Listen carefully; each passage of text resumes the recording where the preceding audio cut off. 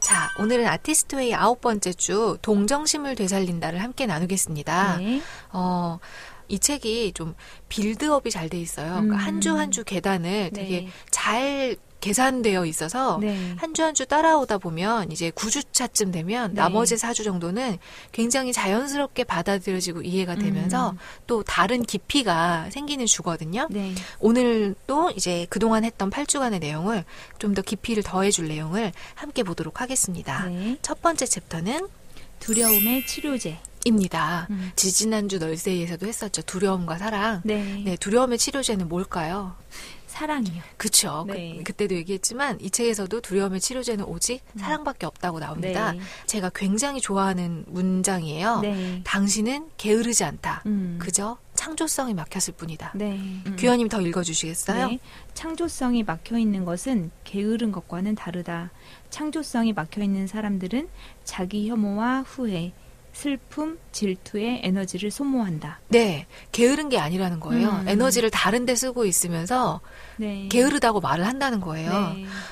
죄책감은 언제나 옳지 않다 우리가 방송했었잖아요. 그것만큼이나 주문처럼 외우시라고 말씀드리고 싶어요. 네. 여러분은 게으르지 않습니다. 두려운 거예요. 네. 예, 그래서 다른 데 에너지를 쓰고 있는 거예요. 네. 두려워서 시작을 못하는 것뿐인데 우리는 맞아요. 그럴 때 게으르다고 말합니다. 노래를 부르고 싶었는데 생각보다 노래를 못할까 봐. 네. 또 그림을 그리고 싶었는데 너무 재능이 없을까 봐. 또 글을 쓰고 싶었는데 네. 예전에 썼는데 칭찬받지 못했던 기억 때문에 네. 또 상처받을까 봐.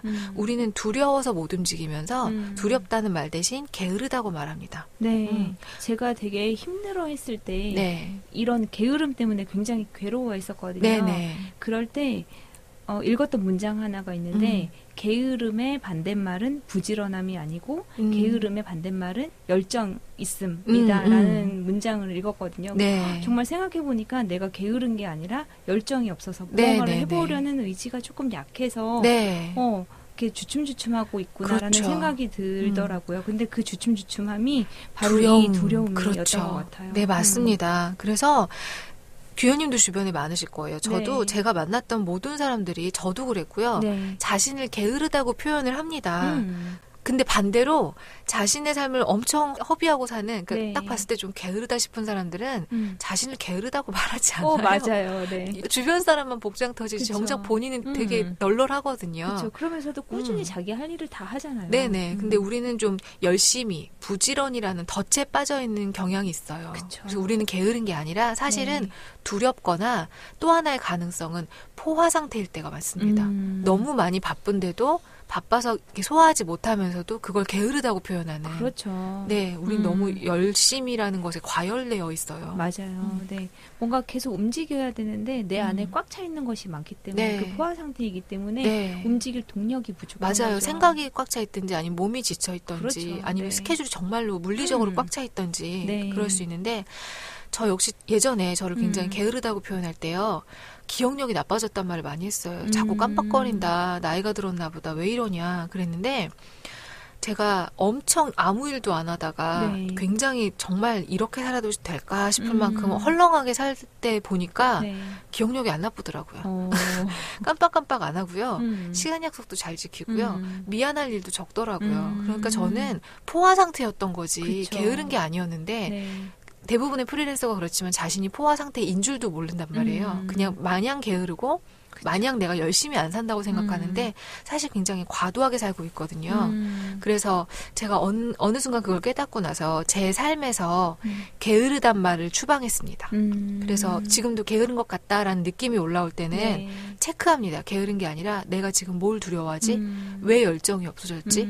또는 무엇이 포화 상태길래 내가 안 움직이고 싶어졌지? 이렇게 에너지가 과도하게 쓰인 건 아닌지 또는 뭔가 용기가 부족한 건 아닌지를 체크하게 되었습니다. 네네. 그러니까 그 게으르다는 것이 또 상대적인 것 같아요. 네. 그러니까 우리가 프리랜서들은 9 to 6 그의 삶을 보면서 저 사람들은 저렇게 사는데 나는 너무 게으른 거 아니야? 이렇게 생각하고 아니면은 뭐 투잡을 가지고 있는 사람들을 보면서 나는 이것마저도 못하는데 나는 게을러 이렇게 항상 상대적인데 조금 절대적으로 나를 기준으로 맞습니다. 가지고 있는 게 중요한 것 같아요. 저같이 잠 많고 에너지 적은 사람은 움직일 수 있는 동력이 정말 적거든요. 맞아요. 그리고 다른 사람만큼 살 수 없는데 항상 쫓아가면서 게으르다고 말했던 거죠. 그렇죠.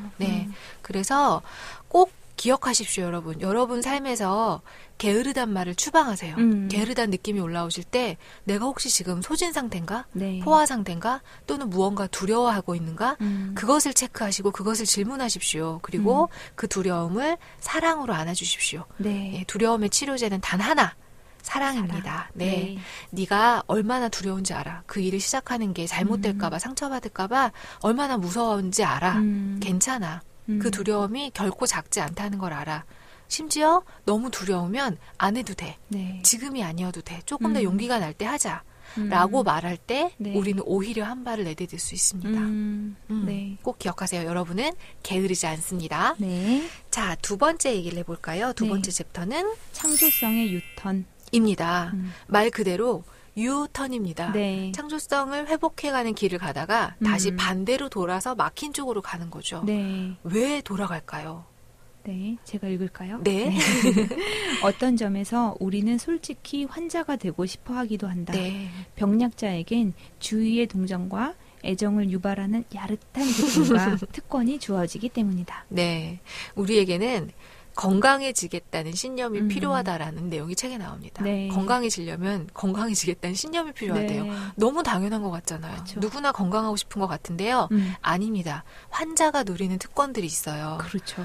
제가 이전 방송에서 우리 미움받을 용기편에서 했을 텐데 고통의 자리에 주거지를 옮긴 사람 기억나시죠? 탑조명 떨어진 데 딱 누워서 내가 얼마나 고통스러운지 얼마나 힘든지 얘기하는 사람 또는 제가 표현했던 피해자 가해자 놀이 남들을 다 가해자로 만들고 그래서 나는 피해자라서 난 너무 슬프고 난 너무 상처받았어. 이렇게 남 탓하고 환경 탓하고 그래서 주변 사람들이 던져주는 동정으로 자신의 줄인 사랑을 채우고 살아가는 이런 방식의 사람들이 이런 방식을 포기해야만 한다는 겁니다. 그래서 내가 어떤 상처를 겪었더라도 어떤 고통을 당했더라도 지금이 어떤 상황이더라도 나는 지금부터의 내 삶은 선택할 수 있습니다. 행복이든 불행이든 선택할 수 있어요.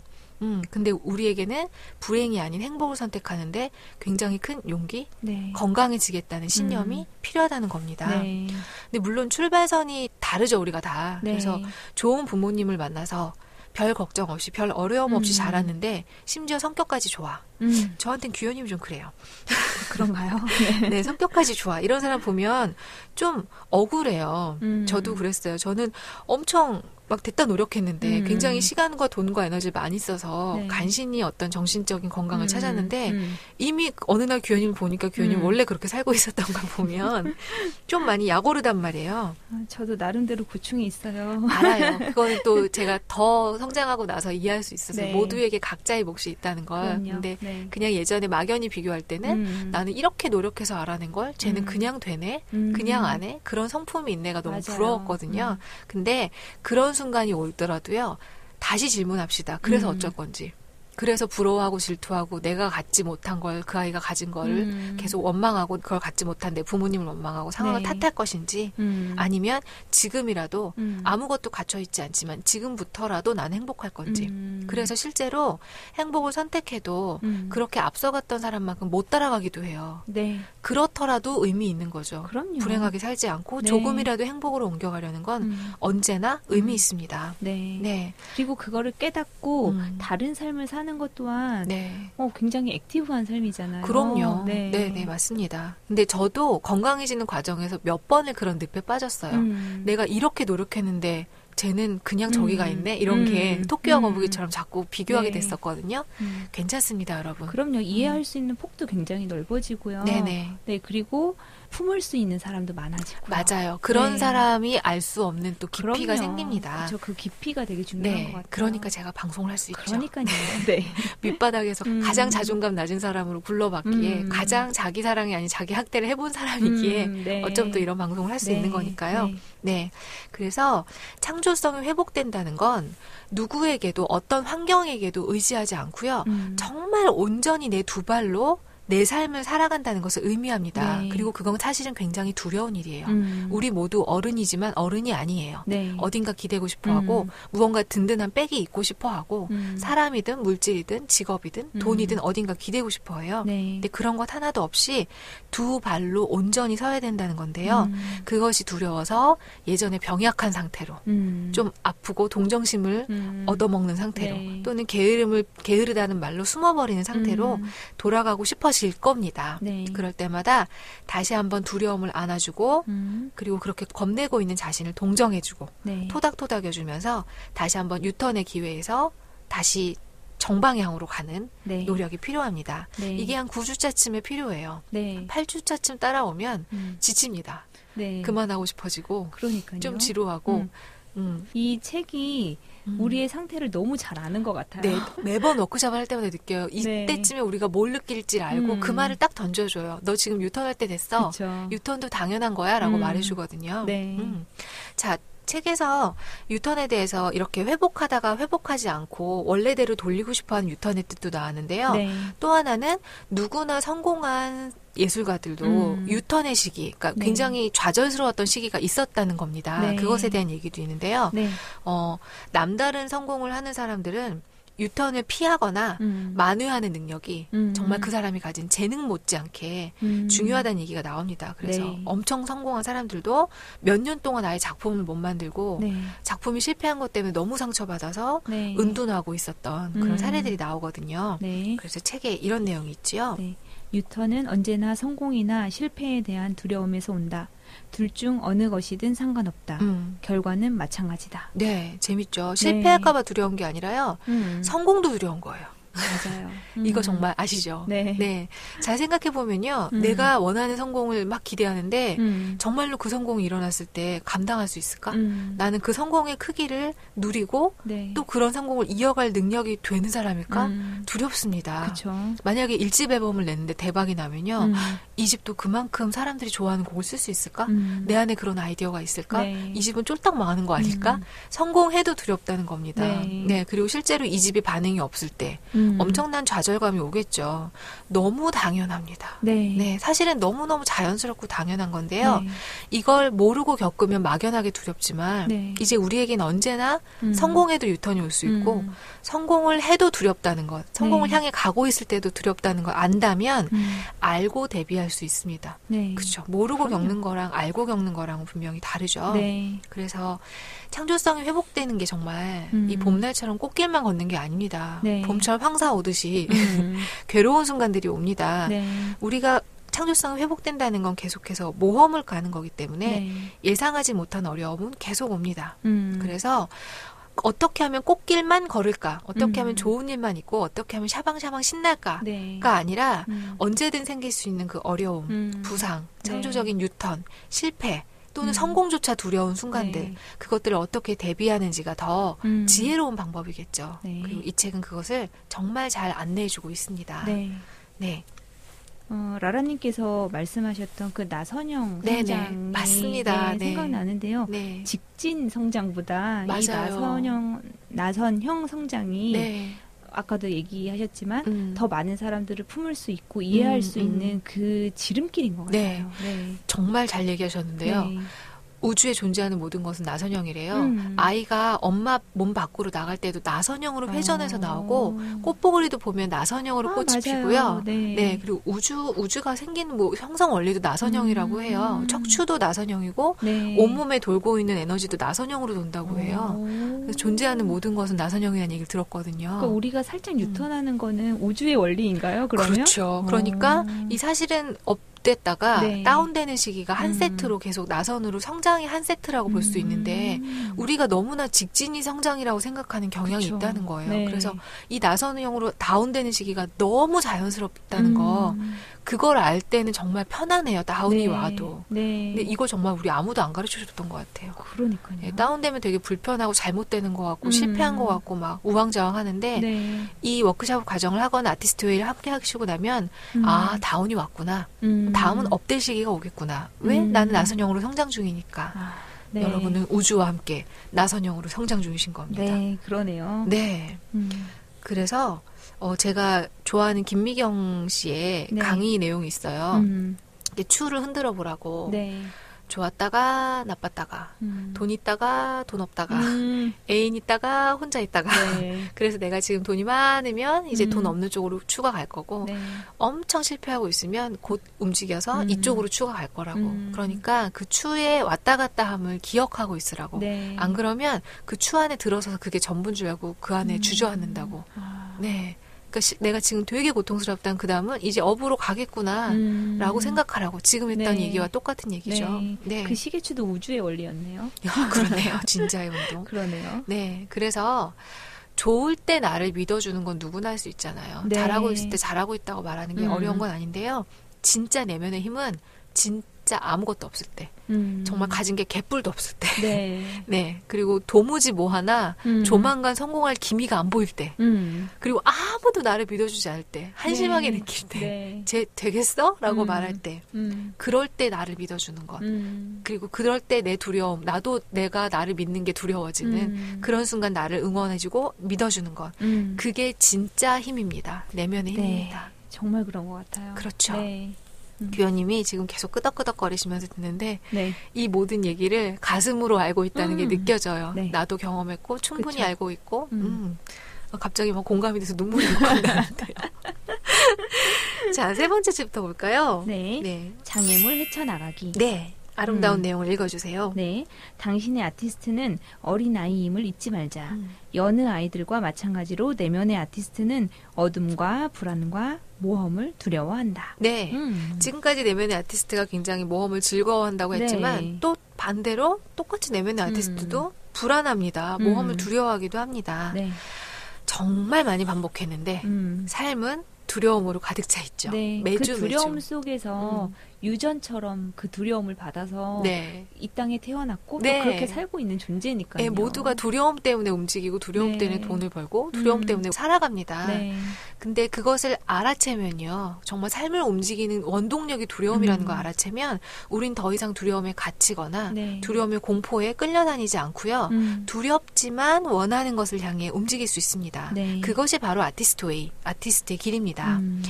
책에는 몇 가지 질문을 통해서 이 내면의 아티스트가 어른인 내가 이성적으로 생각하는 게 아니라 네. 이 내면의 아티스트의 두려움을 찾을 수 있는 질문들이 몇 가지 있어요. 네. 우리 지금 잠깐 같이 해볼까요? 네. 첫 번째는 하려고 하는 일에 대한 불만과 분노를 적어봅니다. 근데 그게 어른에게는 굉장히 하찮거나 네. 또는 대단히 비논리적인 것일 수도 있어요. 네. 하지만 내면의 아티스트에게는 그게 결정적 단서일 수 있습니다. 예를 들어 책에 나온 거는 이 일을 맡겨진 게 내가 첫 번째가 아니라 두 번째 의뢰자인 게 난 싫어. 자존심 상해. 이런 걸 수도 있고요. 네. 내가 원하는 만큼 돈을 안 줘서 난 짜증나. 이런 걸 수도 있고요. 네. 자, 두 번째는 내면의 아티스트가 계획된 일이나 함께하는 사람들에 대해서 무엇을 두려워하는지 적습니다. 네. 역시 어른이 보는 거랑 달라요. 네. 어린아이 같은 아티스트에게는 굉장히 별거 아닌 것 같은 게 굉장히 크고 무서운 괴물처럼 네. 왜 어렸을 때 그림자 보고 놀라는 것처럼 네. 굉장히 두렵게 느껴질 수 있습니다. 예를 들어 책에는 이런 얘기가 있어요. 내 작품이 엉망인데 내가 모를까 봐. 내 작품이 훌륭한데 사람들이 몰라줄까 봐. 네. 또는 내 아이디어가 너무 진부할까 봐. 제대로 완성하지 못할까 봐. 또는 시작도 못할까 봐. 그리고 창피당할까 봐. 네. 그걸 생각하다가 벌써 창피하다. 이런 내용이 책에 나옵니다. 네.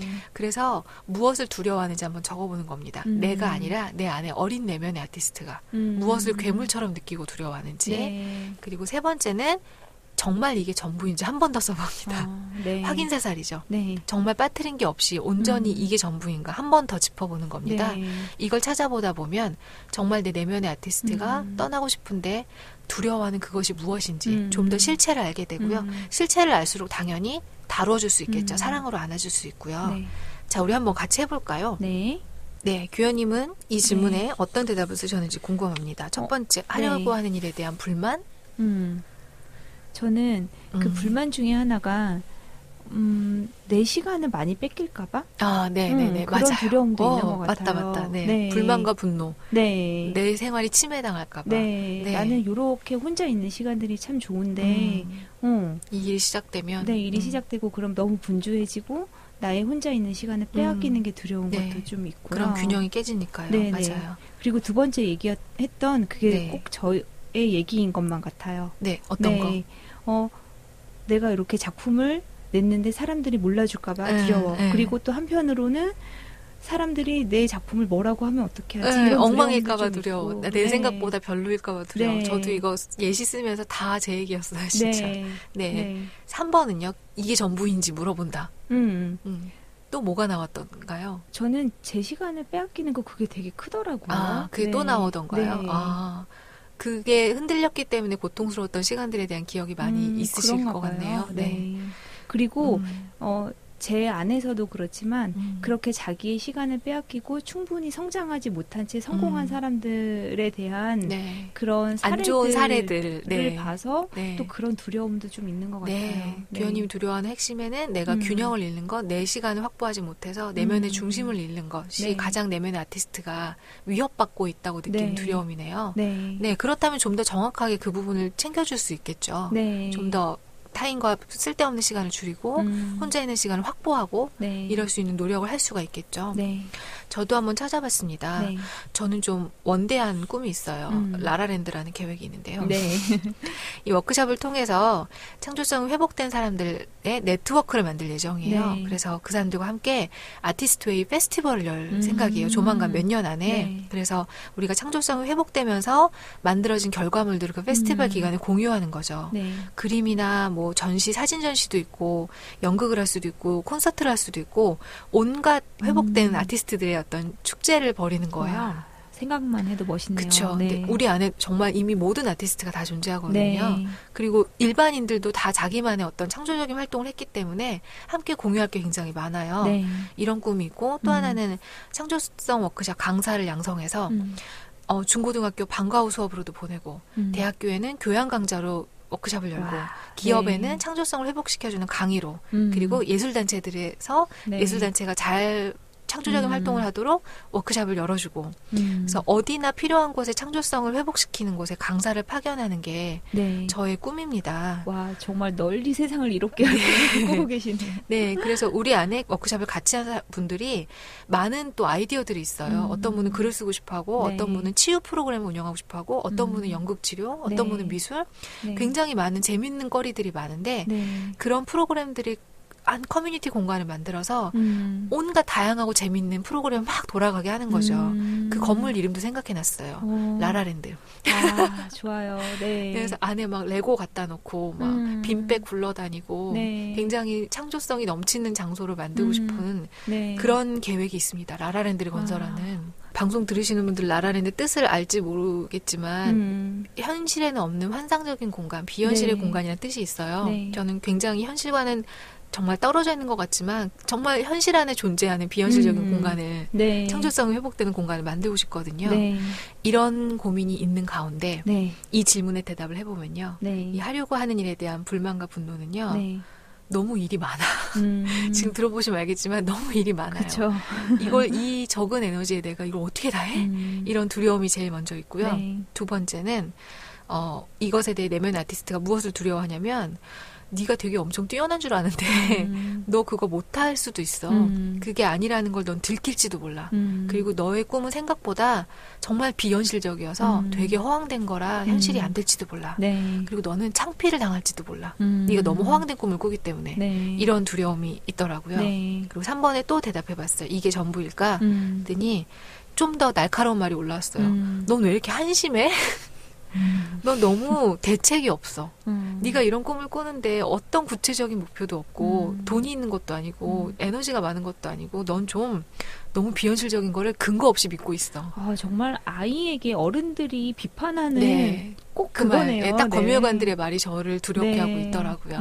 네, 이렇습니다. 그래서 이렇게 나의 두려움에 대해서 이 질문에 답을 하다 보면 초점이 맞춰질 거예요. 네. 그래서 어른인 자한테는 우습더라도 내면의 아티스트는 굉장히 꼼짝 못하는 괴물의 정체를 네. 좀 찾아낼 수 있을 거고요. 인식한다면 규현님과 저처럼 대안을 마련할 수 있을 거예요. 네. 규현님은 자신만의 시간을 좀 더 구체적으로 확보하실 거고요. 네. 저는 제 안에 이런 두려움이 있다는 걸 알면서 좀 더 구체적으로 실제로 제가 지금 에너지가 적기 때문에 저 혼자 할 수 있는 일이 아니거든요. 네. 그래서 저와 함께 할 사람들을 늘려가고 있어요. 같은 마음을 먹고 있는 네. 그 수많은 나라를 만들고 있습니다. 네. 제가 건설한 라라랜드가 아니라 네. 수많은 존재들이 함께 만들어간 라라랜드 건설에 초점을 네. 맞추고 있으면서 네. 이 말들의 이제 두려움을 줄여주고 있는 거죠. 너 혼자가 아니야. 네. 네가 혼자 한다 못하지만 너와 함께하는 너와 생각이 같은 열정 가진 사람들이 네 주변에 있어. 그렇게 저를 다독여주고 있습니다. 네. 이렇게 적어보시고 두려움을 찾으시면요. 네. 대처가 쉬워질 것입니다. 네. 자, 이번 주에도 과제 내드릴까요? 네. 지쳐가시죠, 여러분? 그래도 이번 주 과제는 첫 번째는 여전히 모닝 페이지와 아티스트입니다. 네. 나선형이니까요. 네, 나선형이니까요. 죽이 되든 밥이 되든 네. 계속 하는데요. 네. 오늘은 좀 모닝페이지 아티스트 데이트에 대한 Q&A에 잠깐 답을 좀 드릴게요. 네.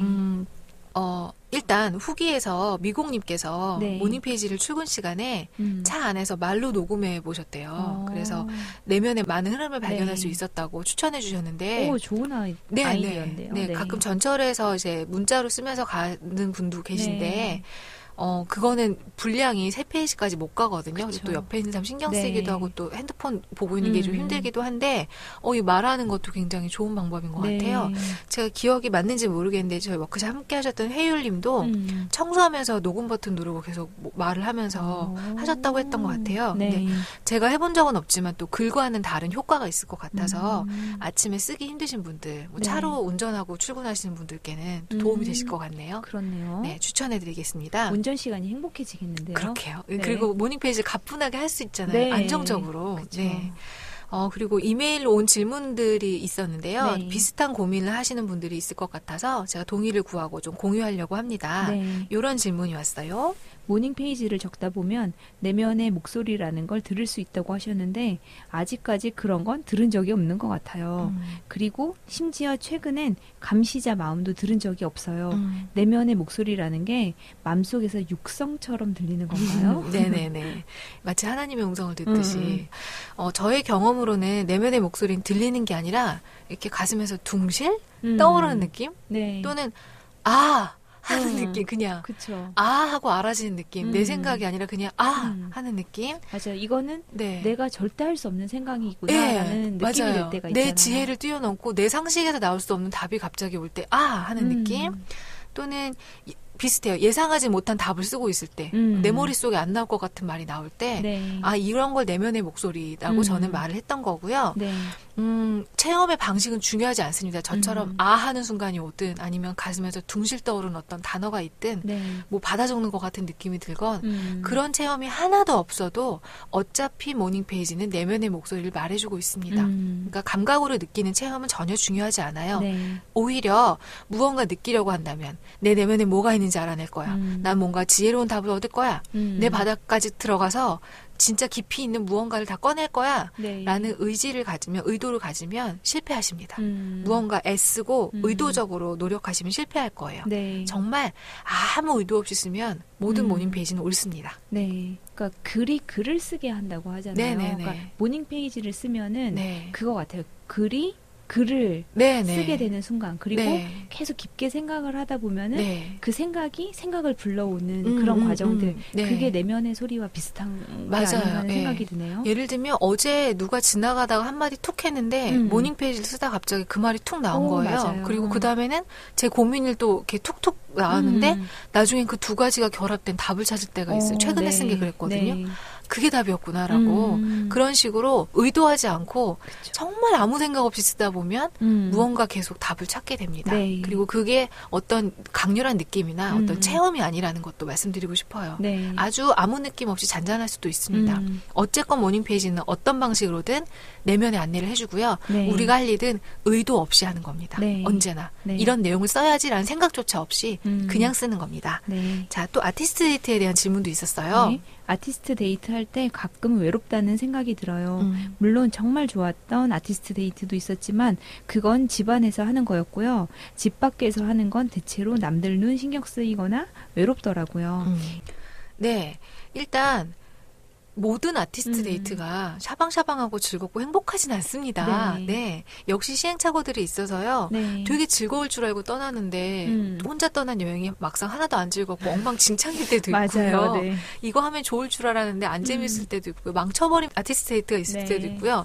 또 제가 예전에 말했지만 아티스트 데이트를 가자라고 했는데 이 아이는 갈 마음이 없는데 제가 끌고 가서 자 바다를 보라. 좋지. 내가 널 여기 데려왔어. 그랬는데 오히려 짜증만 냈던 그런 네. 데이트도 있습니다. 네. 우리 연애할 때요. 모든 연애 순간이 다 좋진 않잖아요. 그럼요. 가끔씩 미워지고 싫어지고 짜증날 네. 때 있듯이 네. 아티스트 데이트도 엄청 황홀했다가 그저 그랬다가 또는 이건 좀 잘못된 것 같아 싶을 때도 있다가 그렇습니다. 아티스트 데이트도 나선형이네요. 네, 그렇지요. 그냥 계속 한 좋을 때도 뿐입니다. 있고 나쁠 때도 네, 있고. 어쩔 땐 정말 네. 너무 짜릿할 때도 있고 네. 또 어쩔 땐 그냥 그래서 이게 뭐 아티스트 데이트야 이런 생각이 들 때도 있고 의무적으로 했다는 느낌이 들 때도 네. 있고 역시 나선형입니다. 그런데 또 다른 얘기를 하셨어요. 외롭고 남의 시선이 의식되는 건 좀 생각해 볼 필요가 있는데요. 네. 아티스트 데이트가 혼자 하는 게 아니라 계속해서 내 안에 어린 아티스트, 네. 6살의 아티스트와 함께 대화를 하고 있는지라 네. 이 대화에 집중하다 보면 타인에 대한 시선이 신경이 안 쓰이거든요. 그래서 아티스트 데이트를 하는 동안 최대한 남들이 나를 어떻게 볼까가 아니라 자신에게 계속 질문을 해보시면 좋을 것 같아요. 지금 이 길을 걷고 있는 게 기분이 좋은지, 네. 그네를 타고 있다면 그네 타는 기분은 어떤지, 혹시 불편한지, 불편하다면 어떤 게 불편하고 어떻게 하면 편해질지. 네. 저희 워크숍에서 같이 하는 거는 가슴에 손을 얹고 가슴이 지금 만약 나한테 말을 한다면 뭐라고 말해줄까 들어보는 시간을 갖거든요. 그렇게 해보는 것도 방법이고요. 최대한 이 아이와 계속 대화를 하다 보면 사람이 한 번에 2개 못해요. 그래서 외부의 신경을 네. 안 쓰자 해서 안 쓰는 게 아니라 지난주에도 말씀드렸지만 신경이 안 가요. 이 아이 말을 계속 세밀하게 들어야 되기 네. 때문에 이 아이와 대화해야 되기 때문에 그런 방법이 있고요. 네. 또 하나는요. 저는 정말 혼밥을 잘합니다. 혼자 영화도 잘 보고 혼자 네. 여행도 잘 다니는데요. 그래도 토요일 저녁에 식당은 잘 못 들어가요. 그리고 혼자 삼겹살 구워 먹는 이런 집도 못 가요. 그럴 땐 저도 남의 시선 의식됩니다. 네. 우리가 완전히 남의 시선에 아무 의식도 안 되는 거는 쉽진 않을 거예요. 그럼요. 네, 네. 어느 정도 의식은 됩니다. 그것까지 완벽하게 돼야 아티스트 데이트를 성공한 게 아니고요. 저도 굉장히 성공적인 아티스트 데이트를 했던 순간들이 있는데 네. 그때 썼던 일기 그런 게 있어요. 진짜 너무 좋은데 진짜 내면의 아티스트와 너무 행복한데 근데 여기 너무 좋아서 사랑하는 사람을 한번 다시 오고 싶다. 같이 누리고 싶다. 네. 그럴 때 외로울 때 있어요. 네. 네, 그래서 완벽하게 혼자만 행복해야 된다라는 고정관념 역시 괜찮습니다. 네. 네. 또 다른 분들도 궁금해하실까봐 네. 답을 한번 나눠봤고요. 네. 자, 2번째 과제, 이번 주 과제예요. 네. 두둥. 모닝 페이지 읽어보기. 입니다. 네. 드디어. 드디어 8주간 읽어보지 않았던 내용을 네. 읽어보실 거예요. 네. 시간이 꽤 걸리실 겁니다. 네. 여유를 가지시고요. 읽어보시면서요. 중요한 건 읽을 때 내 안에서 어떤 감정이 올라오는지예요. 어떤 느낌이 드는지를 한번 네. 감지해 보는 겁니다. 와, 아마- 궁금해요. 네. 네. 궁금하시죠? 네. 다음 주에 읽고 얘기해 주세요. 네. 네. 아마 굉장히 많은 걸 알게 되실 거고요. 네. 또 종종 읽기 싫은 분들도 있어요. 근데 내가 이런 생각을 했다는 걸 보고 싶지 않고 네. 또는 초반 그 모닝 페이지가 너무 내가 이런 애야? 이런 생각이 들어서 되게 싫다는 분도 있는데요. 네. 읽기 싫다면 왜 읽기 싫은지 한번 느껴보시고요. 네. 또 새롭게 알게 된 건 무엇인지 정말로 나를 책을 읽듯이 객관적으로 거리를 두고 보게 되면서 알게 되는 것들이 있을 거예요. 네. 고통스러우실 수도 있고요. 재밌을 수도 있고 뭐가 됐든 뭐든 느끼실 겁니다. 네. 그 느끼신 것들을 한번 어떠신지 저희랑 함께 나눠주셔도 좋고요. 네. 규현님도 다음 주에 한번 나눠주세요. 네. 네. 자, 3번째 과제는요. 창조성의 유턴 3가지 말해보기. 네. 우리가 겪는 창조성의 유턴이요. 한 8주차쯤 됐으면 이제 여러분 다 겪으셨을 거예요. 네. 모닝 페이지가 쓰기 싫어졌다. 저희 참가자분들은 노트를 쳐다보고 싶지 않으셨다. 아침에 일어나면 노트와 펜이 보이는데 이렇게 계속 안 본 척, 못 본 척 하고 싶어지는 네. 그런 기분. 네. 그리고 아티스트 데이트를 일부러 안 했다. 알지만 안 했다. 하기 네. 싫었다. 또는 생각하기조차 싫었다. 또는 초반에 창조성이 회복되고 재밌었다가 이따 있게 다 뭐람? 이런다고 내 인생이 뭐가 달라져? 난 여전히 우울하고 여전히 현실이 똑같은데 이게 네. 뭐라고? 이런 생각이 들기도 하고 네. 다 그만두고 싶다. 이러기도 하고 네. 그래서 초반에는 뭔가 좀 재밌는 것 같다가 그냥 그저 그렇다. 별 의미 없다. 이런 등등의 유턴들을 한번 써보시는 겁니다. 네. 네. 그래서 그 유턴들조차 나선형 성장의 일부라는 거, 내가 지금 일부의 나선형 성장으로 이것들을 겪고 있다는 것을 네. 그 과정이라는 것을 인정하고 받아들이고 이 유턴조차 잘하고 있다고. 왜냐면요. 업이 됐기 때문에 다운의 시기가 온 겁니다. 네. 제자리에 있었으면 다운도 안 겪고 업도 안 겪었어요. 그렇네요. 초반에 업을 한번 겪었기 때문에 나선형의 세트인 다운의 시기가 왔기 때문에 네. 잘하고 있다. 네가 업을 했으니까 그만큼 8주간 시도했으니까 여기까지 왔구나. 너 정말 잘했고 이 유턴도 일부야. 괜찮아. 라고 응원해주면서 거기까지 온 나를 칭찬해주는 겁니다. 네. 저도 요 과정들을 다 겪고 있는 것 같아요. 네, 맞아요. 네. 저도 수없이 겪었습니다. 10년이니까요. 네. 근데 요렇게 저도 겪었어요. 하면서 동지 의식을 또 느낄 수 있는 맞아요. 기회인 것 같다는 네. 생각이 드네요. 네, 우리 모두 겪습니다. 사람이 네. 다 그래요. 제가 모닝 페이지 10년 썼다고 해서 365일 쓴 거 아니에요. 1년 세보면 반밖에 안 썼어요. 저도 어쩔 땐 몇 주 동안 안 쓸 때도 있고 네. 어쩔 땐 매일 쓸 때도 있고 오락가락합니다. 정말. 네. 저도 노트북을 쳐다보기 싫을 때가 있어요. 네, 괜찮습니다. 그걸 계속하는 과정에서 자유가 생깁니다. 유대감이 막 생기는데요. 그렇죠. 우리 모두 그렇습니다. 네. 네. 지난주에 이어서 우리는 패배의 기술을 배우는 게 중요하다는 얘기 했었잖아요. 네. 패배가 삶의 일부라는 건 정말 너무 자연스러운 건데 자연스럽게 받아들이면 대처하기 쉬운데 규현님 말씀하셨던 대로 직선으로 성장하려고 하니까 네. 나선형의 성장을 받아들이지 못하기 때문에 너무 두렵습니다. 그러니까 패배하는 게 당연한데 패배를 안 하려고 하니까 얼마나 긴장해야 돼요. 네. 그래서 패배는 성공을 위한 필수 요소라는 거 그리고 정말 삶의 자연스러운 부분이라는 거 네. 그리고 패배를 그 나선형에서 다운의 시기를 네. 잘 다루는 사람이 진짜 강하고 용감한 사람이라는 네. 것입니다. 그래서 성공해서 기쁜 것보다 패배의 시간을 잘 견뎌내고 있는 자신을 응원해 주십시오. 네. 정말 그게 진짜 승리고요. 네. 진짜 성공입니다. 네. 이번 주에 모닝 페이지 읽어보시면서 어떤 변화를 감지하셨는지 또 이번 주에 아티스트 데이트는 어떤지 또 창조성의 유턴은 어떤 걸 겪으셨는지 여러분의 이야기 또 들려주세요. 네.